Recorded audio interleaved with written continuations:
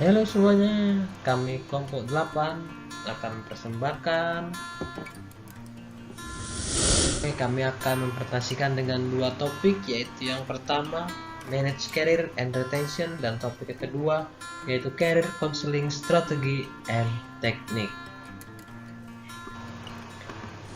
Halo, saya sendiri adalah Andreas Pujian Siombing dengan NPM 22101105,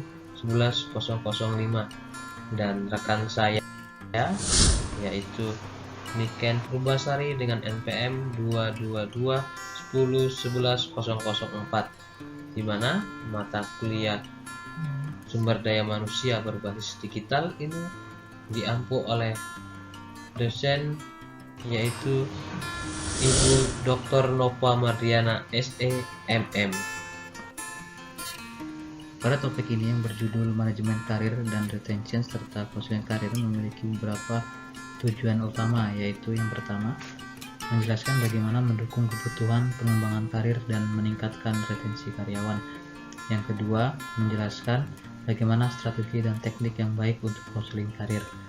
Sebelum melanjutkan ke materi berikutnya, kami akan menampilkan video tentang 10 strategi tentang retensi karyawan yang bisa diterapkan di perusahaan. Sebagai berikut videonya.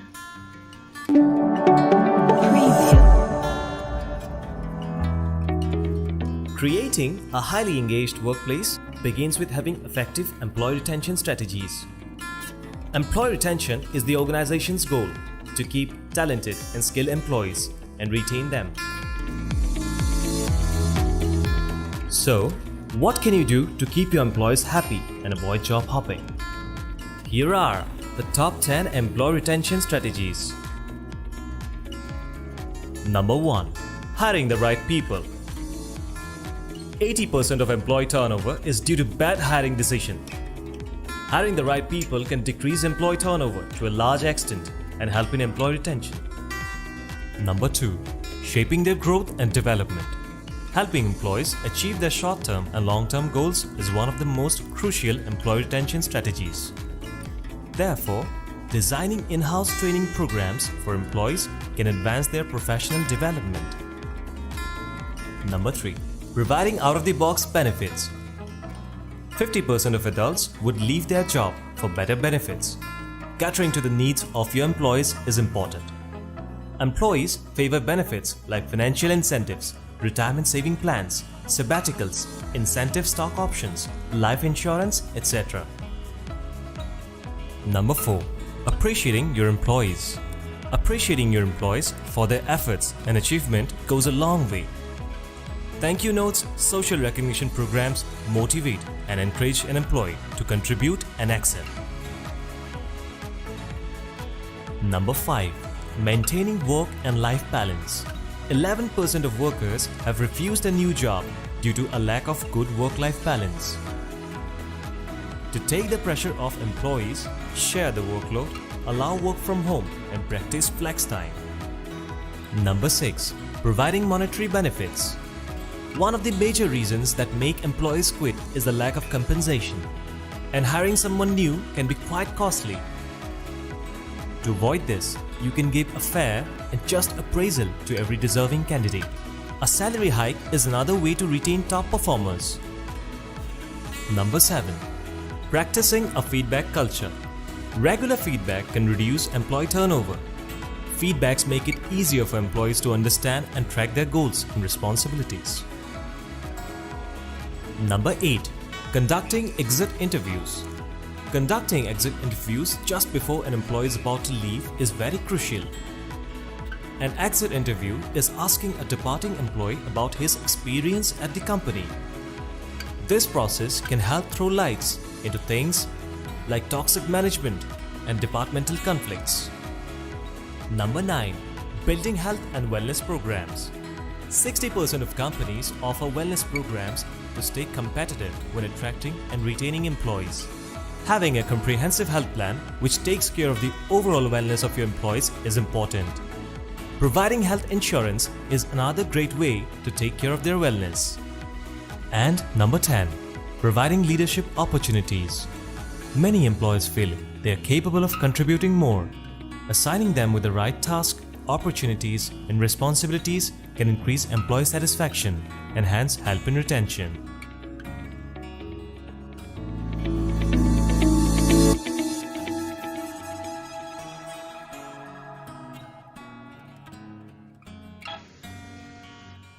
Daftar isi pada presentasi kali ini yaitu subtopik yang pertama, career management, improving employee engagement through career management, employee turnover and retention, employee life cycle management, dan yang kelima, manage domicile. Pada subtopik yang pertama yaitu tentang manajemen karir. Manajemen karir adalah proses untuk memungkinkan karyawan untuk lebih memahami dan mengembangkan keterampilan dan minat karir mereka yang digunakan untuk perusahaan ataupun setelah meninggalkan perusahaan.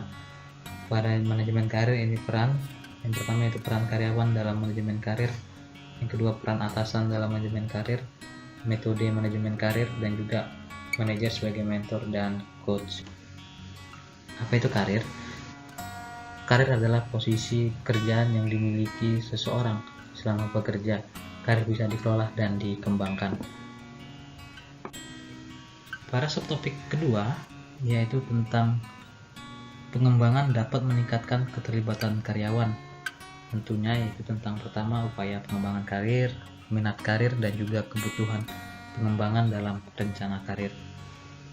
Pada subtopik ketiga yaitu tentang mengelola pergantian dan retensi karyawan. Pastinya yang pertama perlu dilakukan yaitu merekrut yang tepat, dan juga untuk gaji, karena untuk ketahanan karyawan biasanya itu terkendala dengan gaji yang kurang. Dan juga yang kedua tentang diskusi karir, memberikan arahan dan menggunakan kinerja praktek sumber daya manusia yang tinggi dan penawaran ulang, dimana ketika kita memiliki staf dengan performa yang baik ataupun staf yang bagus dalam perusahaan kita, ketika dia ingin resign, kita perlu melakukan penawaran ulang agar staf tersebut ataupun karyawan tersebut mau bekerja di perusahaan kita lagi. Pada subtopik yang keempat yaitu tentang manajemen siklus hidup karyawan. Yang pertama pastinya tentang membuat pesan promosi, lalu tentang gender, dan ketiga mengelola perpindahan, dan keempat mengelola pensiun.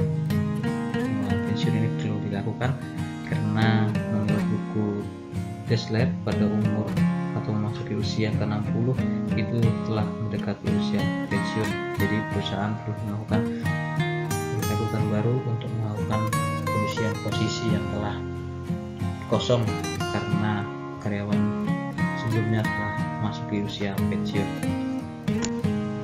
Pada subtopik yang kelima yaitu tentang mengelola pemberhentian, di mana yang pertama kita harus mengetahui tentang alasan pemberhentian itu apa. Ada beberapa alasan pemberhentian, yaitu yang pertama tentang kinerja yang tidak memuaskan ataupun perilaku yang salah, kurangnya kualifikasi untuk pekerjaan itu, dan persyaratan yang berubah dari perusahaan sehingga dilakukan pemberhentian pekerjaan. Yang kedua yaitu menghindari tuntutan, dan yang ketiga keamanan aset, keempat wawancara pemberhentian dan mengurangi atau PHK. Oke, selamat datang. Nah, di kesempatan kali ini saya akan menjelaskan tentang konseling karir di era 2021. Konseling karir adalah melakukan konsultasi dengan konselor profesional atau psikolog yang memiliki pelatihan khusus dalam menyampaikan intervensi pengembangan karir. Nah, dalam melakukan konseling karir, tentunya kita harus mendesain strategi untuk melakukan konseling karir. Yang pertama adalah memberikan dukungan dalam konseling karir. Jadi konselor yang menawarkan konseling itu harus memberdayakan klien, dalam artian harus memotivasi klien untuk mencapai karirnya. Lalu yang kedua adalah memberikan bantuan karir berbasis konseling. Jadi memberikan pertemuan begitu seperti kayak waktu ya. Konselor memberikan hubungan atau membangun hubungan yang efektif dengan si karyawan. Lalu yang ketiga adalah memberikan dukungan penilaian dalam konseling karir. Jadi konselor itu memberikan feedback kepada si penerima konselor. Jadi komunikasi dua arah begitu. Lalu yang keempat adalah dukungan emosional dalam konseling karir. Jadi dalam memberikan konseling kita tidak bisa serta-merta tidak ada rasa empati. Jadi harus memberikan dukungan emosional. Jadi kita bisa menempatkan posisi kita sebagai karyawan tersebut sehingga kita bisa muncul rasa emosional begitu. Dan yang terakhir adalah dukungan informasi dalam konseling karir. Nah, jadi pada saat memberikan konseling karir, kita juga harus memberikan informasi-informasi terkini dalam artian bisa membantu proses karir si karyawan tersebut, memberikan informasi yang valid seharusnya bagaimana, lalu guiding, leading, seperti itu. Oke, selanjutnya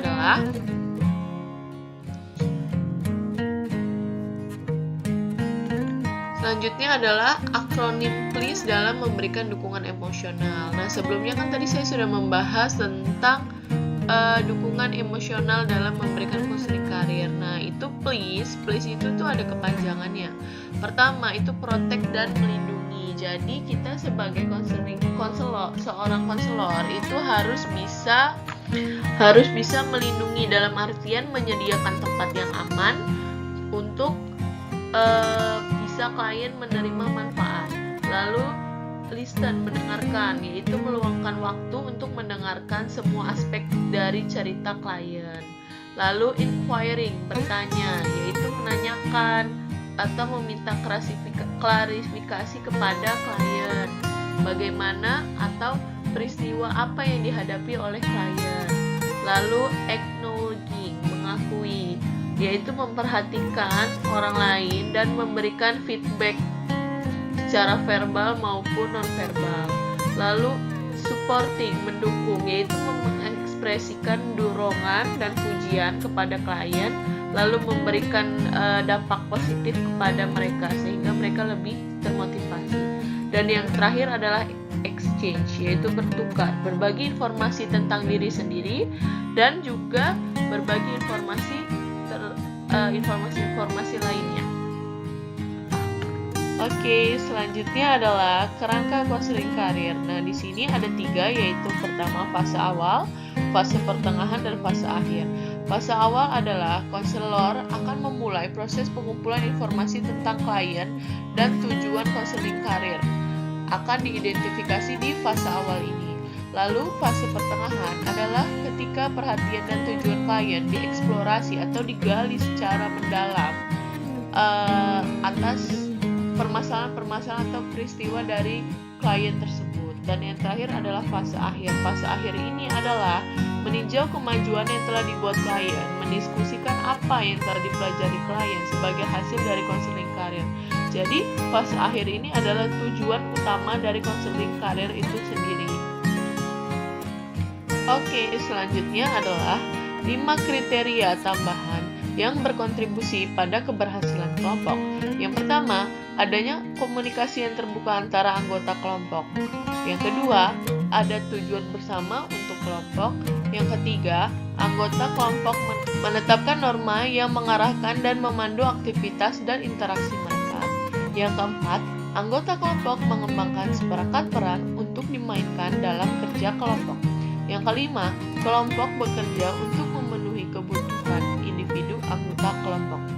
Sehingga ada 5 kriteria ini sangat berpengaruh terhadap keberhasilan kelompok.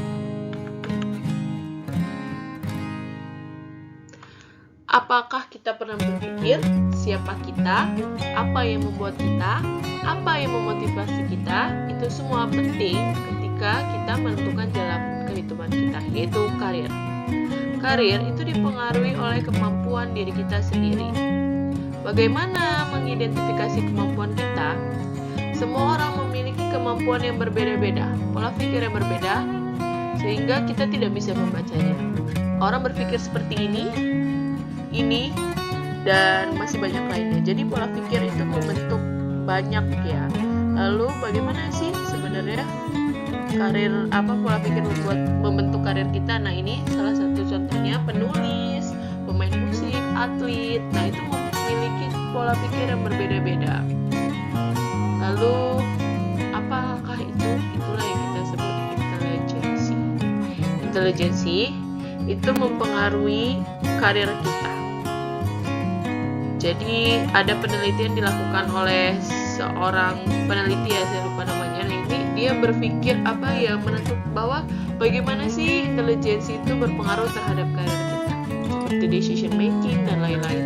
Jadi intelijensi membentuk kinestetik, musikal, verbal linguistik, naturalis, logik matematik, visual spasial, dan intrapersonal.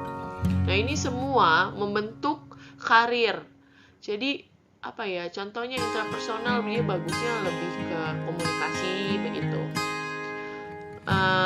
Dan inilah ada alat gitu. Jadi ada alat dari sebuah perusahaan untuk membentuk pola pikir kita tuh sebenarnya bagusnya karirnya di mana gitu. Nah, inilah yang sebagai jadi istilahnya alat untuk menentukan karir kita gitu, karir path. Jadi ini sebagai salah satu alat bantu untuk konseling karir, untuk melihat siapa kita, apa yang kita suka, apa yang kita inginkan.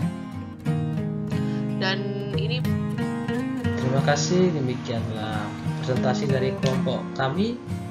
Selamat belajar.